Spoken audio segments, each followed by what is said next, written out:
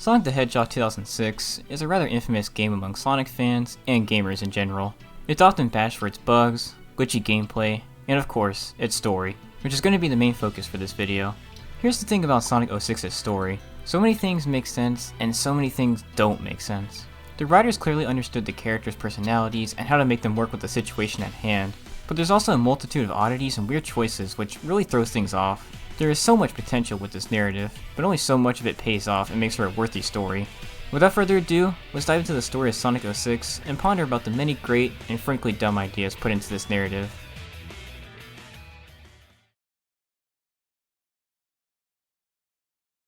Okay, let's start things off with Sonic's episode. So, I think the story is the weakest out of the 3 episodes, and that's for 2 reasons. 1, it's the most shallow out of all the episodes, and 2, at least makes things weird. Okay, before we dive into that though, let's talk a little bit about the overall plot of this game. An evil entity known as Mephiles wants to create a dark future for the world, and does so by misinforming Silver, a hedgehog from the future, that Sonic must be destroyed, or else the future will stay ruined forever. Silver goes after Sonic, but many obstacles come in his way, and he learns the truth about Mephiles' true plans, so he helps Sonic and Co. save the day and the entirety of the universe. So the time travel aspect of this game isn't really inspired or done in a unique way, which, well, I'm not exactly sure what I expected from a Sonic game. If anything, it works against this game's story, but we'll get into that later. Let's focus on the overall topic. Time travel wasn't exactly a new concept to Sonic. Sonic CD's gimmick was entirely being able to go to the past and future, and Rush had a similar idea, but that one dealt with space more than time, but still, alternative timelines wasn't out of left field for this series. Okay, now that the general stuff is out of the way, let me go back to my specific reasons as to why this episode is the worst of the 3. I just feel like the other 2 episodes provide a lot more depth to the story than this one does, and I suppose that makes sense. I think Sonic's episode is meant to reflect more on the story from the Genesis games, so it makes sense why Eggman is the main nemesis of this story, while the other 2 have Mephiles as their main villain, but I don't know. I just feel like it's too straightforward and doesn't really give Sonic or his close companions their time to really shine. Number 2, let's talk about Elise. It just feels weird for a human character, besides Eggman of course, to get such a spotlight in a Sonic game. The only 2 humans I could think of that were fairly involved in the story of previous games are Gerald Robotnik and Maria, both of whom are related to Eggman, so to give a completely new human character a central role is out of left field in my opinion. Not to mention, I don't think a damsel in distress story really works that well for a Sonic game either, or at least a more modern one. I'm just saying, ever since the adventure games, every character close to Sonic has shown that they have the ability to rescue themselves from Eggman, or at the very least, fight back at him. So to have a character that's completely defenseless seems out of place. That's not to say Elise doesn't fit in at all. She has the right characteristics of a moral Sonic character. She's resilient, powerful, and knows when to do the right thing. But she can't really be powerful, because if she does, she unleashes Iblis and damns the world. And again, that goes against the status quo of the series. Each character has their strength, and they flex it in the gameplay and the cutscenes, which serves as a great way to distinguish each character, demonstrates that each of them can stand on their own, and shows why Sonic keeps such individuals around. When they all work together, the world gets saved. All Elise really does is quote-unquote stand up to Eggman in that one part of the game by turning herself in, so again, having a damsel in distress for Sonic just does not work. Speaking of human characters, since Eggman is most prevalent in Sonic's story, and the fact he's his arch-enemy, I really should talk about his inclusion in this game. First of all, what the hell is this character model? I don't want to talk too much about the animation and how that plays into the mood of the cutscenes, but my god! This design creates such a contrast to the more cartoonish models of other characters. It makes it harder to take some of the cutscenes seriously. That aside, I don't think this is a bad iteration of Eggman. He's fairly menacing, and actually poses a pretty good threat against the blue blur, but I wish he was a tad more silly in this game. Like, despite all the devious things he did in previous games, there was always something about him that was goofy. Eggman was taken seriously most of the time for the story in the previous games, but there were small pockets that exposed more of the silly side of this character, and I always thought that was a nice nod to his personality from the Genesis games. Sonic 06 doesn't really have those kind of moments with Eggman, and I don't know why, but it feels wrong. All that talk of Eggman and Elise took me away from talking about our main character, so let's talk about Sonic. He's just fine in the story. He's carefree, cares for his friends, and knows when to get serious and take control of a situation. I just find it weird that Sonic was so attracted to Elise when Amy protrudes a similar kind of attitude, and has always been there for him. So I guess Sonic has a thing for princesses or something. Again, I don't have much to say about the components of Sonic's episode, considering it's not exactly deep or that gripping of a narrative. Sonic's struggles are nowhere near the amount of trouble Shadow and Silver face in their own stories. Not saying Sonic's conflict is a cakewalk, it's just the story is pretty much just fight Eggman, keep Silver at bay, and save Elise. I suppose Sonic's story was to serve as build-up or exposition for Shadow and Silver's side of things, Like the story was supposed to give you the outline, then the other two hedgehogs gave the specifics. One more thing before we move on, let's talk about Tails and Knuckles. Their personalities are just fine with the story, and are in line with previous games. Tails is Sonic's smart pal that always has his back, and while timid, won't ever back up from a fight. And Knuckles is a hard-headed knucklehead, but his muscles make up for his lack of brains.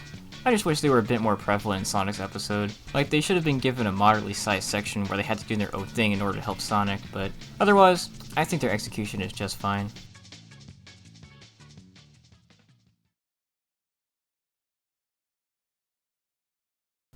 Let's move on to Shadow's episode, and honestly, it's easily the best out of the 3 episodes. Shadow's character in this game is so satisfying to see, especially after going through the entirety of his own game. Shadow displays his emotional strength by sticking by his friends, never getting up, and fighting for what's right, no matter how hard these obstacles present themselves. It's nice to know what Shadow has been through was not in vain. The ultimate life form knows his purpose in life, so he's going to fulfill it regardless of what the future has in store. Not to mention, he's going up against someone that can really give it to him. So to see Shadow continue to fight time and time again against someone equal in strength further proves his physical and mental strength. Rouge always standing by Shadow's side is a real nice touch in my opinion. I think Rouge reminds Shadow of Maria, the one person that shaped his personality and was always there despite his edgy nature, despite his cold appearance. Rouge knows Shadow will always do the right thing, no matter what he has to go through, so she is there fighting alongside him to make sure their world is worth living in and to make a better life for others. Team Dark certainly has what it takes to be part of GUN. Tough, resilient heroes that will keep going until the very end if it means a chance for a better world. I feel like the Omega reveal goes by real fast. Like, Sonic Team should have given Shadow more time to stew about the potential future, but on the other hand, it totally makes sense for him to completely trust Rouge and Omega. They were always there for him, and Omega didn't even flinch when asked to save Shadow from the future. The amount of involvement Rouge and Omega have in the story feels just right too. As I mentioned before, I felt like Tails and Knuckles should have had a bit more time in Sonic's episode to really demonstrate their personalities and allegiance to Sonic, but I feel like every character in Shadow's story gets their spotlight for as long as they need it. Speaking of the spotlight, let's talk about our main villain. So the thing about Mephiles is, it seems like he's evil incarnate. He'll do anything to see the destruction of the world, while Elisa is pure good. She wants to see a world of peace and beauty. I can understand Elisa's side of things, not so much Mephiles's. It's not like he needed to have the deepest personality or character, but I wish there was more to his character than just being evil personified, especially considering his counterpart has motives. Eggman's motives aren't exactly deep, but they make sense. He wants power and control. Classic villain trope of wanting to rule the world. What exactly does Mephiles get out of destroying the world? It's not like it's ever stated why he wants destruction, like, where does the hatred come from? Alright, one more thing about Mephiles. I don't know if I'm seeing things, but Mephiles' eyes kind of remind me of the Bile Lizard, which, if that was intentional, is a really nice touch considering the Bile Lizard was Shadow's prototype, and since this is his first form, it only makes sense that this resemblance of Shadow has a nod to his beginnings. Before we end this section, I had to bring up the hardest line ever uttered by Shadow.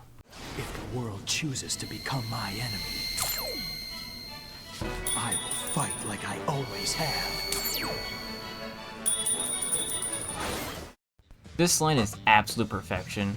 It perfectly demonstrates that Shadow is never going to back down from a fight, and that he'll always stand up for himself and the fate of the world. After so many people telling Shadow who he is, he decides the only person that can define him is himself. So, it's time he preaches said sentiment.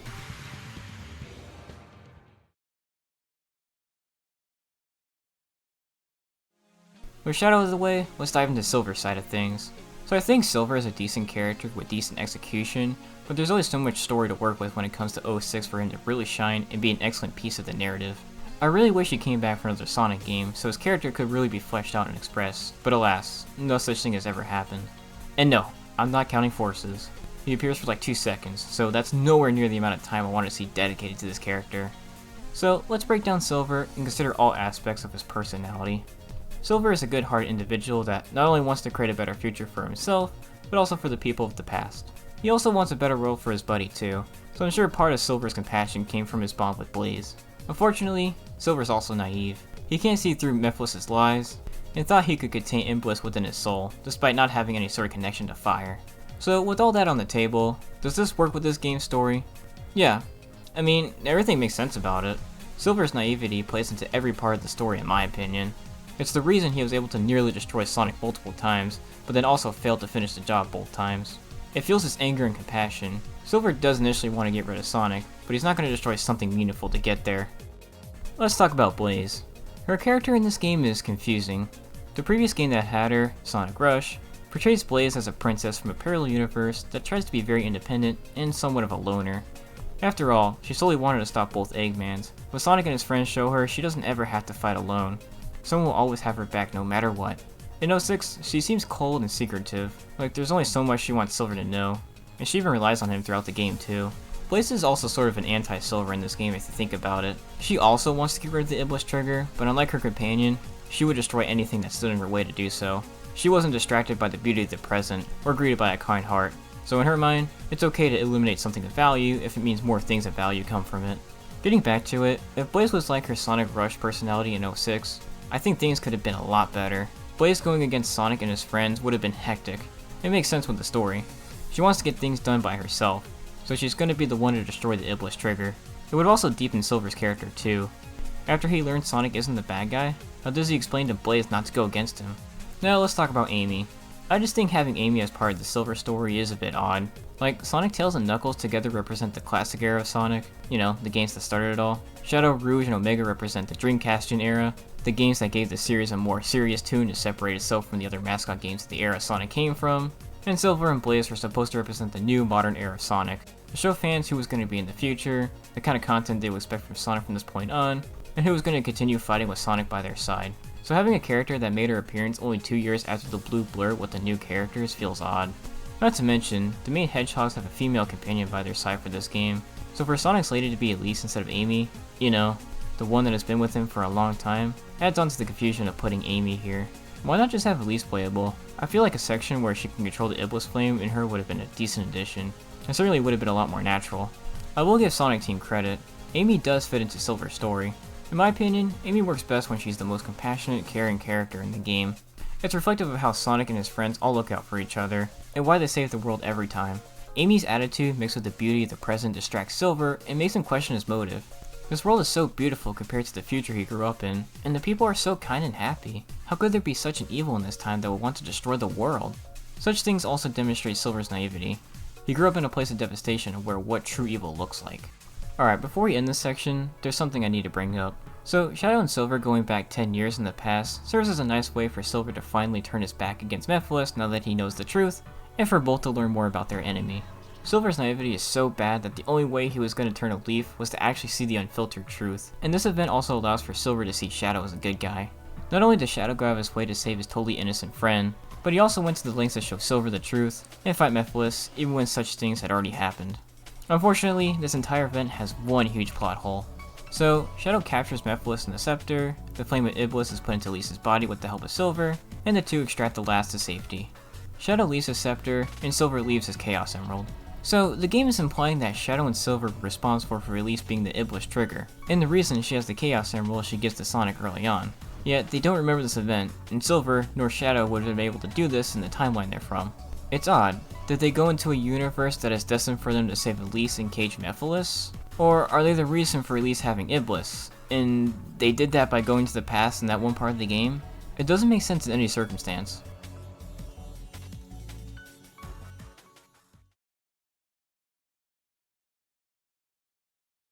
Okay, so with all that said and done, we find ourselves at the final episode. Mephiles ends Sonic, and the world is engulfed in chaos. But the heroes find the Chaos Emerald, revive Sonic, the Hedgehogs go super, and take down Mephiles. I kinda like the fact that Mephiles takes Sonic out of the picture for a small moment. It proves he was telling the truth the whole time. He was technically the Iblis trigger since his death saddens Elise and releases the powerful being. It also allowed the other characters to shine and prove that while Sonic is the #1 thing that connects them all together, they're all capable individuals that can pull their own weight and be a worthy member of their alliances. Before I move on, I had to mention that infamous kiss scene. As I mentioned before, it's really weird having a human character so prevalent in these games. So not only is this wrong, but just so out of place. So with Sonic back, the three Hedgehogs go super and kick Mephiles' ass into the past. Okay, cool. Now that the journey's over, what are Sonic and everybody else going to take away from that whole adventure? Nothing. The events are wiped from history. So, Sonic Team sets up this big epic to demonstrate the power the three main Hedgehogs have, and how their friends will always have their backs and do the right thing no matter how bad the odds seem against them, only for all of it to be completely irrelevant in the long run. This is just so dumb. Nothing was learned, the emotions that occur throughout the journey do not matter, and everything just stays the same. No, but seriously, this is probably the biggest epic Sonic's ever seen, even to this day. And the writers thought it'd be best if it was left forgotten because that's the way it's supposed to be. that is just some lazy writing. The only good thing that comes about this is Blaze doesn't die, so she can appear in every game past this point. Blaze, like Silver, has so much potential, but for whatever reason, they don't use her or Silver for some reason. You know, since the events of 06 were erased from history, does Sonic know why he's going through Crisis City during the events of Generations? Buddy must have been really confused as to why a completely unrecognizable place suddenly appeared at other locations he's clearly been to and knows. Speaking of which, how does Sonic and his allies know who Silver is when he appears in Sonic Forces? Like, how did he introduce himself, and how did he know those characters were the good guys? So that's my analysis of Sonic 06's story. The unity between each of the characters strongly demonstrates the tight bond between each of them, and how they'll fight for each other no matter what. Shadow's demeanor and attitude throughout the game feels so refreshing and deserving after the hell he went through in his own game. Silver serves as a good new character that 100% fits into the story and overall feel of the Sonic series, and overall, all the characters fit in line with their previously established personalities. Unfortunately, Elise doesn't fit in so well due to her being a human and being practically defenseless. The plot hole involving how Shadow and Silver changed the past makes no sense at all. Blaze is a totally different character than the one from Sonic Rush, which is totally confusing. And this entire game doesn't matter because the events were erased forever, so what was the point of all that? I know this gets said over and over again about 06, but if this game was given another year, things could have been so much better. I would have loved to seen Tails, Knuckles, and Omega get larger roles, for a new character to take the place of Amy in the Silver episode, and rework Elise into a completely different character. I read an article that says Sonic Team wants to remake this game, and I'm all for it. Fixing the story would probably be the hardest thing to do, considering how embedded Elise and Blaze are in the narrative, but I think they can make things work given enough creativity and effort. The only problem is, the remake either can't be canon or has to have the same ending as the original because the games that take place after 06 never brings this game up because its events were erased, so I don't know what they'll do with that one. As for the gameplay, well, someone sort of has already done that. There's a PC port of 06 called Project 06, and not only is it a really good port of the game, but it also has great new additions that make the game so much more fun and accessible, considering how odd 06 could be with its UI and gameplay elements. Unfortunately, the creator isn't looking to add the story mode, but at the very least, the missions are so good to play in high resolutions, uncapped frame rates, and with any controller I want. Well, that's all I have to say about Sonic 06's story. Have a good day, and I'm actually going to delete this video from existence because that's just the way things are meant to be.